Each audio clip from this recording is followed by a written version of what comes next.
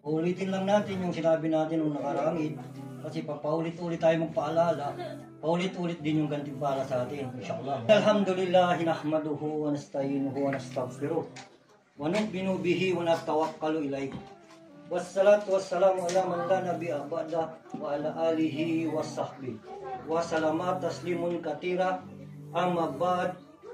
Assalamualaikum warahmatullahi wabarakatuh. Assalamualaikum warahmatullahi wabarakatuh. Mga alipin ni Allah subhanahu wa ta'ala, muli kong inuulit sa inyo ang pinakamahalagang aya ng Allah subhanahu wa ta'ala sa banal na Quran, sapagkat lagi itong pinapaalala sa atin, sapagkat sinabi ni Allah subhanahu wa ta'ala, Ya ayyuhalladina amanu ittaqullaha haqqa tuqatih. Ya ayyuhalladina amanu ittaqullaha haqqa tuqatih wa la tamutuna illa wa antum muslimun. O kayong mananampalataya, katakutan ninyo si Allah subhanahu wa ta'ala ng tunay, ng totoong pagkatakot, at huwag kayong mamamatay maliban lamang na tayo ay mga Muslim. Mga kapatid at mga magulang sa pananampalatayang Islam, gusto ko lang ipaarating sa inyo ang hadis ng Propeta Muhammad sallallahu alaihi wasallam, sapagkat isa ito sa hadis na ito, isa ito sa pagpapahalaga sa kapatiran. Lalong-lalo na tayo ay dumadami, alhamdulillah.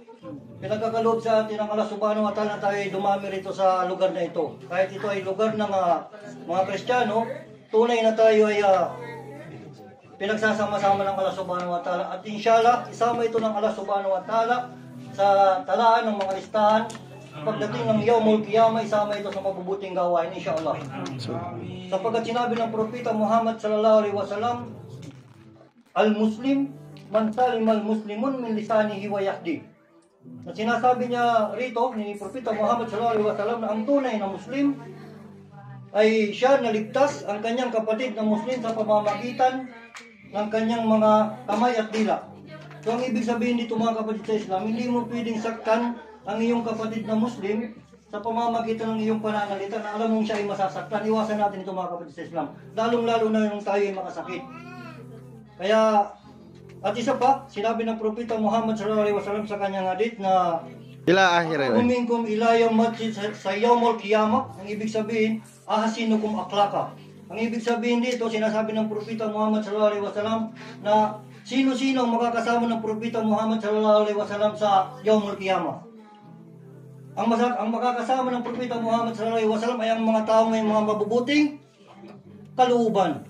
Kaya sikapin natin mga kapatid sa Islam na tayo ay sikapin natin na tayo magsama-sama ng naaayon sa turo ng Islam, sapagkat ang Islam ay hindi nagtuturo ng mahirapan ng mga alipin ng Allah subhanahu wa ta'ala. Ang Islam ay nagtuturo kung paano tayo makaluwag. At hindi ko ito papahabain na usapan na ito, at hinihiling ko sa Allah subhanahu wa ta'ala na biyayaan nawa ang ikinasal ngayon. Alhamdulillah, biyayaan nawa sila. At patawarin sila ng Allah subhanahu wa ta'ala sa kanilang mga pagkukulang at sa kanilang mga pagkakasala, sapagkat sinabi ng Propeta Muhammad sallallahu alaihi wasallam, Kullu bani Adam kataun wa akhiru kataina tawabun. Katuntunay na ang anak ni Adam ay nagkakamali, at ang pinakamainam sa mga taong nagkakamali ay silang mga nagsisisi.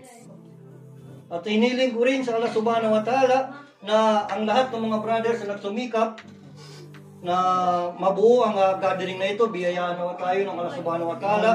At ang pahakika, biyayaan din kayo ng Allah subhanahu wa ta'ala. At lalong-lalo na ang may bahay dito, biyayaan kayo ng Allah subhanahu wa ta'ala. Hanggang dito na lamang. Wa aqulu qawli hadha wa astaghfirullah li wa lakum wa lisairil muslimin fi kulli dhanbin fastaghfiruhu innahu wal ghafurur rahim.